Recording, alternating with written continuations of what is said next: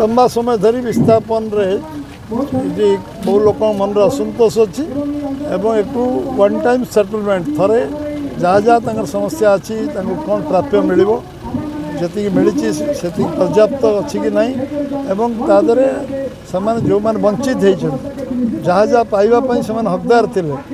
आम 2006 विस्थापन नीति एवं जो आईन प्रणयन होती से आईन अनुसार जो जो मैंने जहाँ जहाँ व्यवस्था पाइपर ताकू आमे बसी राज्य सरकार मुख्यमंत्री राजस्व मंत्री आलोचना करी समाधान करेबी मंच भी आलोचना करियो एवं ताकू जहाँ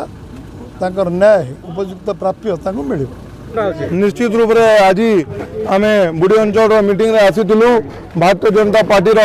यशस्वी प्रधानमंत्री एवं लोकप्रिय मुख्यमंत्री सरकार संगे रही कि आम बुढ़ी अंचल समस्या के पूर्ण रूपे आम हल दूर करवा लगी आम सरकार रूपे आम बुढ़ी अंचल जेन समस्या अच्छे ताके दूर करवा लगी पूर्ण प्रयास करूँ और समस्या के दूर करूँ